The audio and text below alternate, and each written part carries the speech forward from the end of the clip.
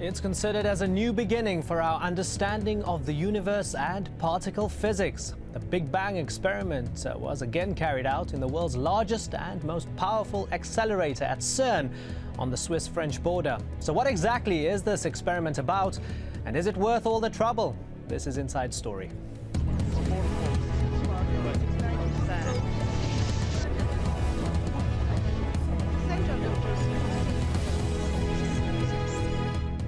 Hello and welcome to the program. I'm Imran Gardner. What happened at the birth of the universe 14 billion years ago? I don't know, do you? It's a puzzle that's challenged scientists, scholars and the religious since long before history was written down. Now, scientists in Switzerland are hoping to be able to shed some light on this age-old mystery. They've successfully started the most expensive scientific experiment of all time, as Nihat Tucker reports. Jubilant as they create history in an attempt to understand it. Scientists at the European Organization for Nuclear Research, or the Cern, successfully smashed subatomic particles into each other and at record energy levels.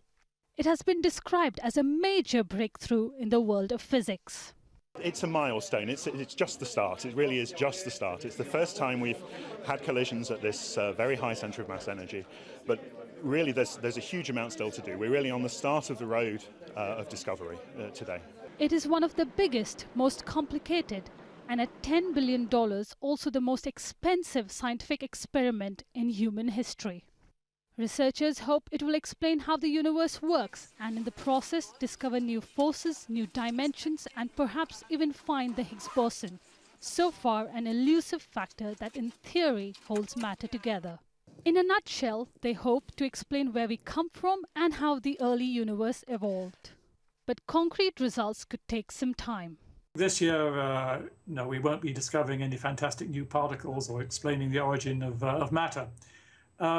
End of next year, possibly, if everything goes very well, we might start getting some interesting results. The Higgs boson, I'm afraid, will probably take a while longer. The experiments rely on a machine called the Large Hadron Collider, or the LHC. Described as the biggest machine in the world, it is 27 kilometers long and is located 100 meters underground. It is designed to circulate two beams of subatomic particles in opposite directions through a vacuum as cold and empty as outer space. The collision creates an enormous amount of heat and energy in a small area.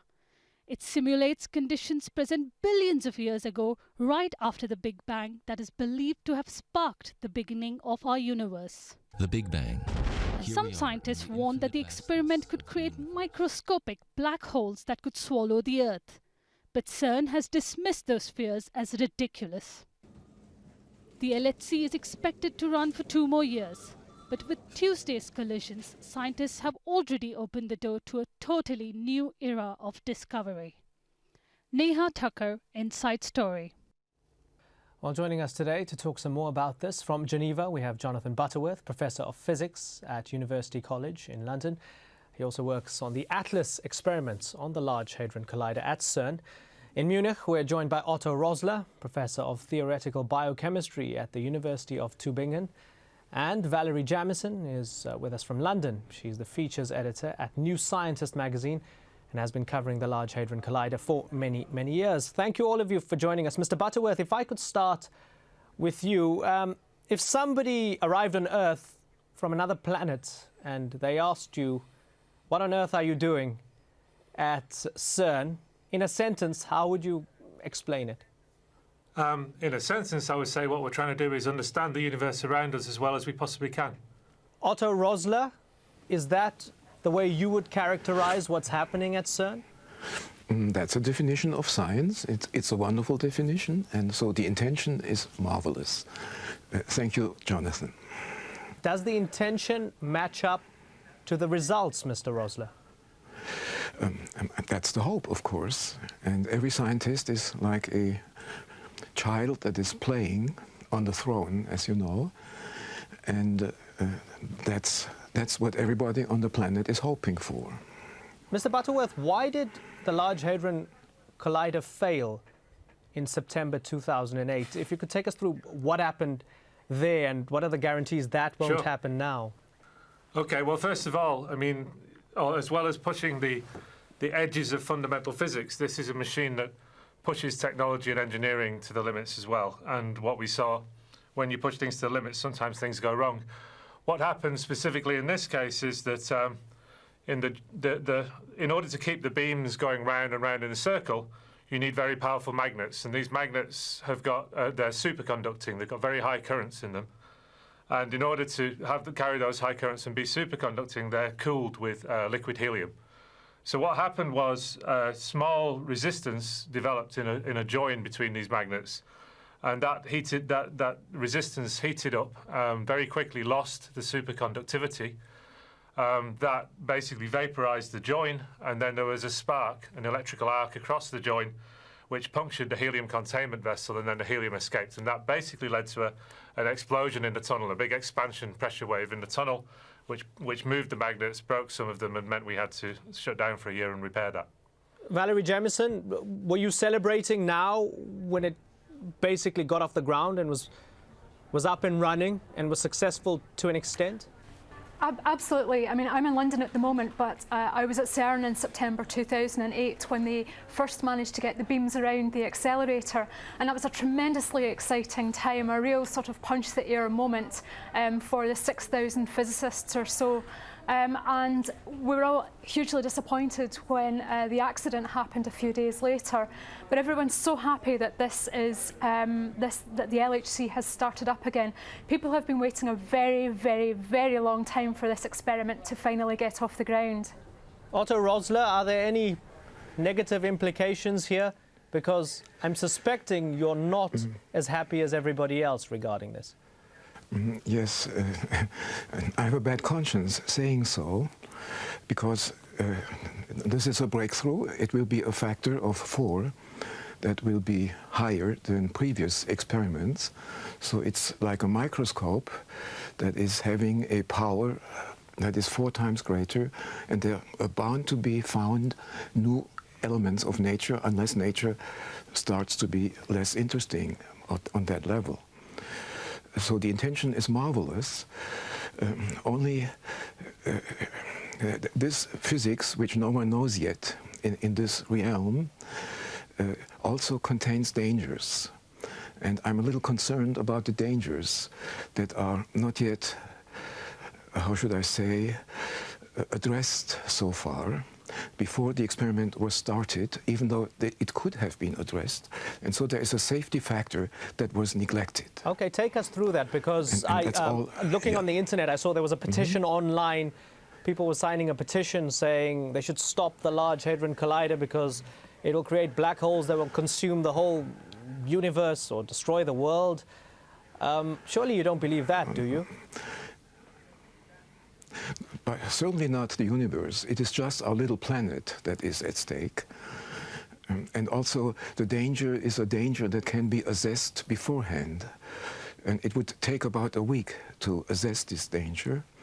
And this week, I think, should be given to Cern, and they could repair a few things and relax for a week, which they deserve, and then they might go on if this discussion has resolved this remaining problem that is open and which is not acknowledged by Cern for some reason that I don't understand.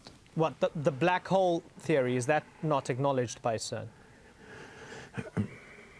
Not quite. I mean, they started out that being the main reason for doing the experiment. And when it turned out that there is maybe some danger involved, it became second and third rank in the agenda. But that's not a problem. The problem is that mini black holes, if they are generated, which no one knows, but which has a certain probability, people disagree about the probability, but I would say it's about 1 to 12 with this new energy level.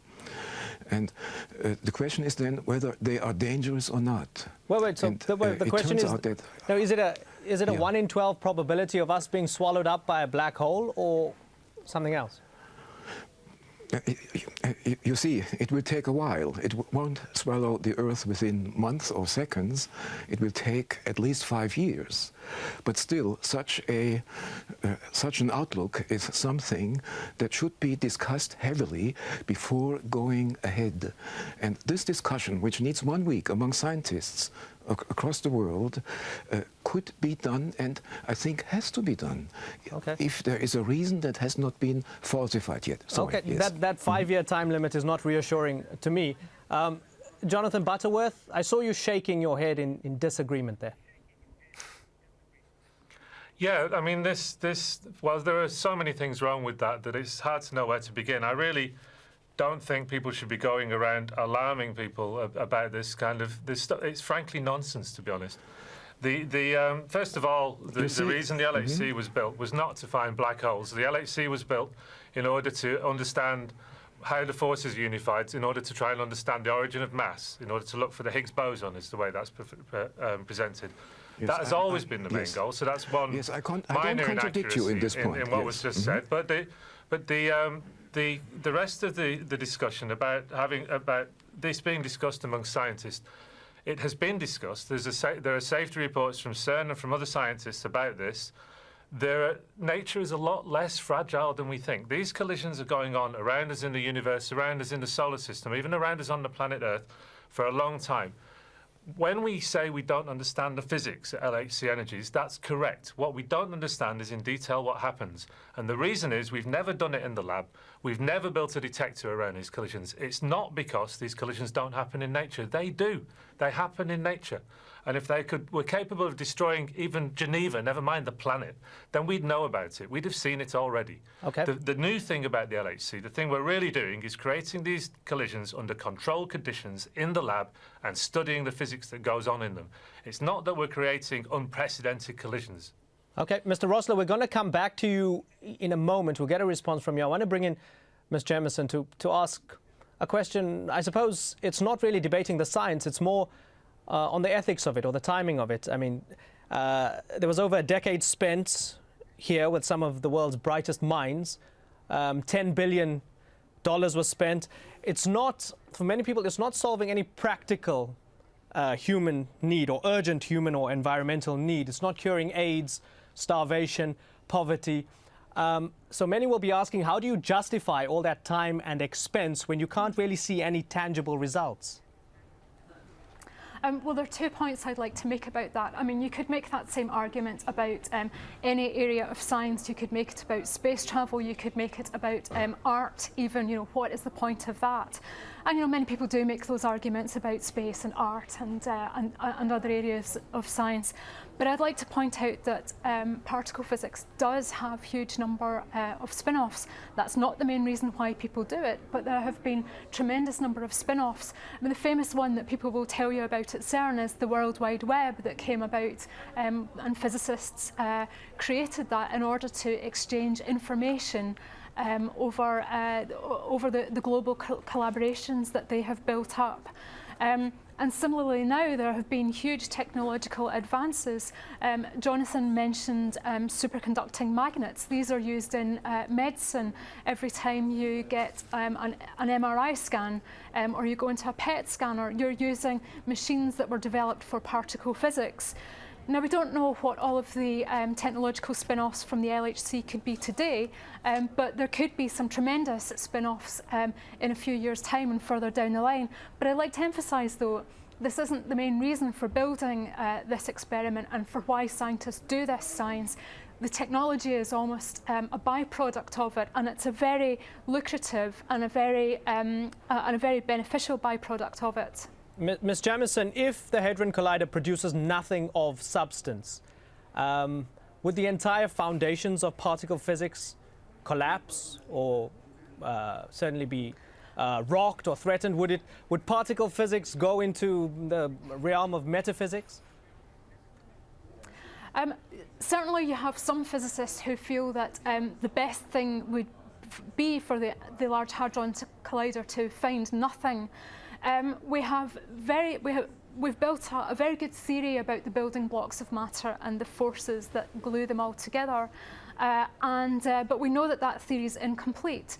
Now, there are other theories are being discussed to replace that theory, to come up with a bigger one, and they predict many new particles and other features that we expect to see at the LHC.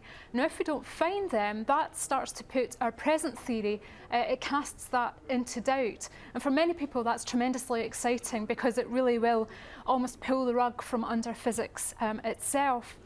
I think there's another way to look at it, though.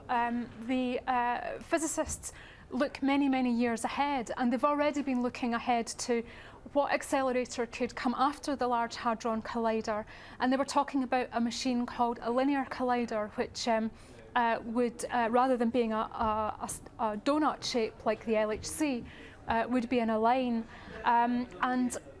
Physicists are waiting to find out what the results from the LHC will be before we get the go-ahead to build that new collider. So if the LHC sees nothing, then I think that will put the future of particle physics using accelerators into doubt. However, there's lots of other experiments that we can do using cosmic rays that we've heard about, or looking for dark matter underground. Oh, just a quick question. What is dark matter? I don't know. What is it? Okay. Dark matter is it's a hypothetical particle that's believed to make up 95% of the universe. 95% of the universe is invisible to us. It's missing. Astronomy tells us this. We know that there's an invisible universe out there. And part of that universe, we believe, is in something called dark matter. It's called dark because we can't see it. Now, one of the tremendously exciting things about the Large Hadron Collider is that it might make dark matter for us. It could become a dark matter factory, which would be tremendously exciting. And for me, I think that would be one of the, one of the triumphs of the LHC if that happens. Otto Roessler. Mm-hmm. Do you want to come in? Thank you very much. That is very interesting. Yes, thank you. This is very interesting, all of it, and there are probably even other reasons why this is a beautiful experiment. There are also military reasons, of course, which should be mentioned at least. But